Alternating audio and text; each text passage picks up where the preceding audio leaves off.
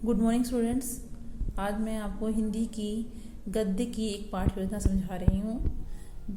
आप जानते हैं कि हमें पाठ योजना का हमारे बीएड में बहुत ही यानी कि हम इंटर्नशिप करते हैं या बीएड का जो पाठ्यक्रम है उसमें पाठ योजना का एक विशेष महत्व है। लेकिन कक्षा में शिक्षण कार्य को प्रभावी बनाने के लिए, सफल बनाने के लिए एक शिक्षक को कक्षा में जाने से पूर्व ही एक तैयारी करनी होती है और वह तैयारी हम पाठ योजना के माध्यम के द्वारा करते हैं। तो पाठ योजना में कुछ बेसिक एंट्रीज होती हैं जो हमें करनी होती हैं। जैसे सबसे पहले आप देख रहे हैं विद्यालय का नाम, यानी जिस विद्यालय में आप पढ़ाएंगे उस विद्यालय का नाम आएगा। दिनांक, विषय, विधा यानी कौन सी विधा का प्रयोग करें। आप गद्य पढ़ा रहे हैं तो गद्य लिखेंगे, पद्य पढ़ा रहे हैं तो पद्य लिखेंगे, व्याकरण है तो व्याकरण, अगर रचना पढ़ा रहे हैं तो आप इसमें रचना लिखेंगे। इसके बाद कक्षा, कालांश, समयावधि। उसके बाद आता है प्रकरण। जैसे आज मैं आपको नादान दोस्त प्रकरण के बारे में समझा रही हूँ पाठ योजना। तो जब भी हम प्रकरण लिखते हैं तो उस प्रकरण को आपको रेखांकित करना होता है, यानी कि अंडरलाइन करना होता है। अब हम आते हैं विषय वस्तु विश्लेषण। विषय वस्तु विश्लेषण यानी कि कोई भी आप अगर आप पाठ पढ़ा रहे हैं तो उस पाठ को संपूर्ण रूप से एक बार में ही नहीं पढ़ाना है। उस पाठ को आप 2 या 3 इकाइयों में बांटेंगे। तो हमने ये अपने एक पाठ जो नादान दोस्त पाठ लिया है उसमें एक इकाई हम 3 भागों में बांटा है, उसमें एक इकाई को मैं आज पढ़ा रही हूँ। तो विषय वस्तु यानी कि जो आप कंटेंट ले रहे हैं वो आपकी विषय वस्तु क्लास, जितना विषय आप पढ़ाना चाह रहे हैं वो आपकी विषय वस्तु सेशन में आएगी। तो गर्मी के दिन थे, डैश डैश डैश नींद आ गई, यानी कि 10 से 15 पंक्तियाँ आपकी विषय वस्तु विश्लेषण में आ जाती हैं। उसके बाद आता है मुख्य विचार।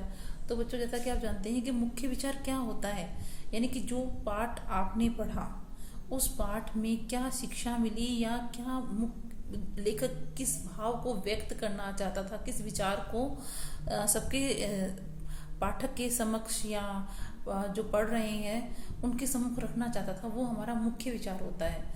वह निष्कर्ष, शिक्षा, कुछ भी हो सकता है। वो आपको उस कंटेंट, जो आप कंटेंट ले रहे हैं, विषय वस्तु ले रहे हैं, उस विषय वस्तु में से आपको वो मुख्य विचार निकालना होता है। तो हमारा मुख्य विचार है कि इसमें बच्चों के मन के बारे में होता है कि बच्चों का मन जो होता है बड़ा ही कोमल होता है, सरल होता है और जिज्ञासु प्रवृत्ति का होता है। यानी कि बच्चे अत्यंत जिज्ञासु के होते हैं और वह नए नए कारणों को जानने की इच्छा अपने मन में रखते हैं। इसके अलावा बच्चे पशु पक्षियों से भी बहुत प्रेम की भावना रखते हैं। तो ये हमारा मुख्य विचार है कि बच्चों का मन जो होता है अत्यंत कोमल, सरल एवं जिज्ञासु प्रवृत्ति का होता है। वह पक्षियों एवं पशुओं से अत्यंत प्रेम की भावना रखते हैं।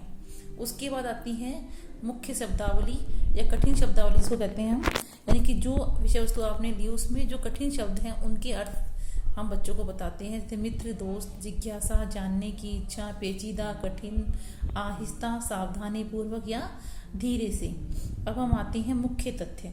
तो मुख्य तथ्य में जब आप गद्य की विधा का लेसन बनाएंगे, पाठ योजना बनाएंगे, तो सबसे पहले तो आपने जो भी गद्य लिया है वो कौन सी कक्षा से लिया है।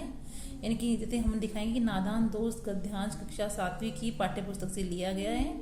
इसके बाद इसके लेखक का नाम आता है, तो नादान दोस्त गद्यांश के लेखक मुंशी प्रेमचंद हैं।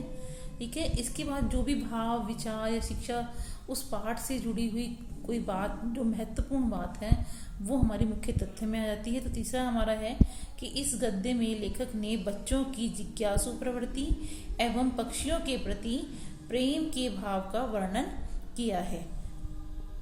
ओके बच्चों, यहाँ तक आपको पाठ्य योजना समझ में आ गई। इसके बाद जो नेक्स्ट स्टेप है वो मैं आपका नेक्स्ट वीडियोस में डालूंगी। ओके, थैंक्स बच्चों, बाय।